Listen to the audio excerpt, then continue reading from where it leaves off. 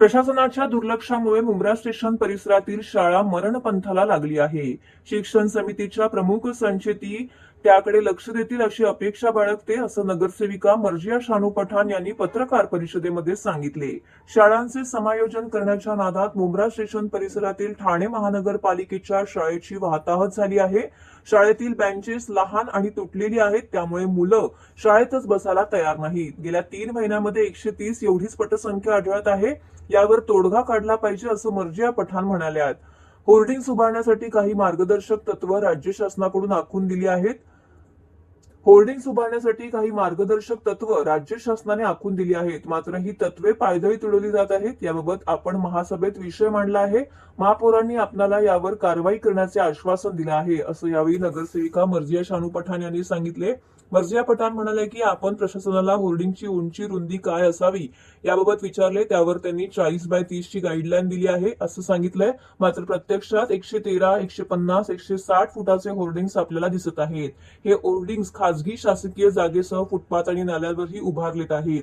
त्यामुळे एखादी दुर्घटना घडली तर याला जबाबदार कोण, असा प्रश्न निर्माण होतोय. त्याचबरोबर मुंब्रा दिवा परिसरातील खारफुटींवरती सुरू असलेल्या बेकायदा भरावाच्या मुद्द्यावरून ठाणे महानगरपालिकेच्या महासभेत प्रशासनाची चांगलीच कोंडी झाली. महानगरपालिकेची परवानगी नसताना शेकडो डंपर माती टाकत असताना प्रशासनाने डोळेझाक केली का, असा संतप्त सवाल राष्ट्रवादी काँग्रेस शरदचंद्र पवार पक्षाच्या नगरसेविका मर्जिया पठाण यांनी केला आहे. महापालिकेची परवानगी नसताना भराव सुरूच कसा राहिला, संबंधितांवरती गुन्हे का दाखल झाले नाहीत, भूमाफियांना प्रशासनाचे अभय आहे का, असा थेट सवाल त्यांनी केला आहे. पवई आणि मुलुंड परिसरातून डंपरद्वारे मोठ्या प्रमाणात माती आणून खारफुटीवरती भराव टाकला जात असताना प्रशासन केवळ पत्रव्यवहार करत बसले, अशी टीकाही त्यांनी केली आहे. या डंपरमुळे रस्त्यांचं मोठं नुकसान होत असून नागरिकांना त्याचा त्रास सहन करावा लागत असल्याकडे ही त्यांनी लक्ष वेधलंय. खारफुटीवर आधी भराव टाकायचा आणि नंतर अनधिकृत बांधकामे उभी करायची आणि त्यानंतर ती तोडण्यासाठी सरकारी यंत्रणा वापरायची. हा खेळ नेमका कधी थांबणार, असा संतप्त सवाल करत भराव तातडीने हटवून दोषींवरती कठोर कारवाई करण्याची मागणी त्यांनी केली आहे.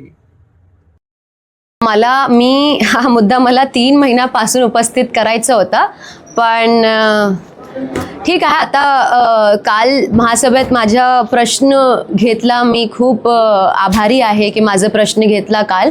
आणि कसं आहे की मुंब्रा दिवा बेल्ट चुवापूलच्या मागे इल्लीगल डम्पिंग होत आहे, असा माझा आरोप आहे. आणि हे जे लँड माफियाज आहे ना, बघा माझ्याकडे ना हे आहे आर्टिकल्स आहे की कसं त्या लोकांचं ना असंच पॅटर्न आहे. जिथे जिथे मँग्रोव्ज असतात ना, तिथे ते लोक पहिला भरणी करतात की म्हणजे mangrove should die, and then after few years तिथे इल्लीगल बांधकाम होऊन जातात. मग this is the pattern of land mafias. तर मला असं आन्सर मिळालं होतं की some part of it is not under TMC. ठीक आहे, वन विभागाचे विषय आहे, वन विभागाने गुन्हा दाखल केलाय. तर माझी मागणी होती की जर गुन्हा दाखल केलाय तर मला जरा डिटेल्स द्या, गुन्हा दाखल केलाय तर. आणि TMCने का गुन्हा दाखल नाही केला under pollution act? Under pollution act TMCने गुन्हा दाखल का नाही केलाय? कारण पवईवरून मुलुंडवरून एवढी मोठी मोठी ट्रक्स येतात डेब्रिज घेऊन आणि काय सगळं मलबा घेऊन आमच्या शहरात येतात. ठाणेची बाउंड्री, ठाणेची हद्दी आहे ना, मुंब्रा दिवा पण ठाणेची हद्दीत आहे ना, ते जे जागा आहे ते ठाणेची हद्दीत आहे. आपल्या शहरात कुठून कुठून एवढी मोठी मोठी ट्रक्स येतात. आणि मुंब्रा शहराचा जे करोडो रुपयाचा रस्ता आहे, ठाणे महानगरपालिकेचा रस्ता आहे ना, तो रस्ता कोणाचा आहे? आपला रस्ता आहे. आपण पैसे खर्च केले ना तिथे, ठाणे महानगरपालिकेने पैसे खर्च केले तिथं. तर आपला रस्ता खराब केला, मग ह्याचं जबाबदार कोण आहे? आणि खराब केल्याने शहरात एवढं पॉल्युशन वाढलंय, त्याचं जबाबदारी कोण घेणार आहे? मग त्यासाठी आपण as TMC under pollution act आपण गुन्हा का नाही दाखल केला? आपली पण जबाबदारी आहे ना की if it's in front of our eyes. मी कधी प्रश्न टाकलं होतं, किती दिवस झाले मला प्रश्न टाकून, आणि काल महासभा होती. मग त्या पिरियडमध्ये म्हणजे 10 दिवसा एक आठवड्याचा पिरियड होता. तो आठवड्याच्या पिरियडमध्ये आपण तिथे जाऊन कारवाई का नाही केली? ट्रक्सला कॉन्फेस्टिकेट का नाही केलं? अंडर पॉल्युशन ऍक्ट आपण का नाही गुन्हा दाखल केलं? आपली पण जबाबदारी आहे. आता एवढी मोठी लक्षवेधी आहे ठाणे महानगरपालिके, आता वर सभा चालली आहे आणि तिथे एवढी मोठी लक्षवेधी आहे जे आता पावसात जे सगळं फ्लड झालं आणि एवढं लँडस्लाईड झालं, हे ते जे सगळं म्हणजे आपल्याला माहिती आहे की ठाण्यात कसं काय झालं होतं.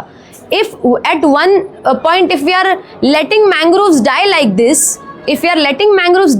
this, of course पुढच्या येणारं जे पाऊस आहे तर काही वर्षांनंतर तर पूर्ण मुंब्रा आणि देवा फ्लडेड होणार आहे, कारण खाडी कमी झाली आहे तिथे.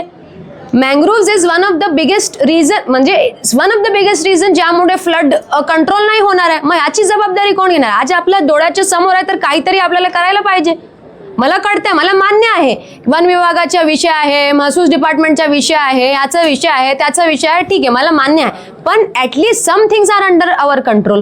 तर माझी विनंती होती, मी सभागृहाला विनंती केलं, मी माननीय महापौर मॅडमला विनंती केलं, आयुक्त साहेबांना विनंती केलं, सभागृह नेत्याला विनंती केलं आणि विरोधी पक्ष नेत्याला मी विनंती केलं की आपण सगळं उपमहापौर साहेबांना मी विनंती केलं की संबंधित अधिकाऱ्याला घेऊन आपण सगळं तिथे जाऊया आणि मँग्रोव्हची जी कत्तल होत आहे आणि ज्यामुळे होत आहे, जे लोक इन्व्हॉल्व्ह आहेत त्यांच्या सगळ्यांवर कारवाई झाली पाहिजे. अनधिकृत होर्डिंग बाबत देखील प्रशासन